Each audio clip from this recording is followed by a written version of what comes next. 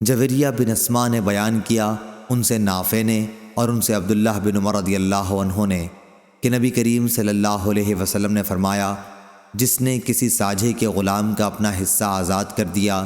تو اس کے لیے ضروری ہے کہ اگر غلام کی انصاف کے موافق قیمت کے برابر اس کے پاس مال ہو تو وہ سارا غلام آزاد کرا دے۔ اس طرح دوسرے ساجھیوں کو ان کے حصے کی قیمت ادا کر دی جائے اور اس آزاد کیے ہوئے غلام کا پیچھا چھوڑ دیا جائے۔ صحیح بخاری حدیث نمبر 2503۔ جریر بن حازم نے بیان کیا، ان سے قتادہ نے، ان سے نضر بن انس نے، ان سے بشیر بن نہیک نے اور ان سے ابو ہریرہ رضی اللہ عنہ نے کہ رسول اللہ صلی اللہ علیہ وسلم نے فرمایا،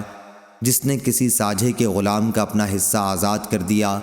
تو پورا غلام آزاد ہو جائے گا، ورنہ باقی حصوں کو آزاد کرانے کے لیے اس سے محنت مزدوری کرائی جائے، لیکن اس سلسلے میں اس پر کوئی دباؤ نہ ڈالا جائے۔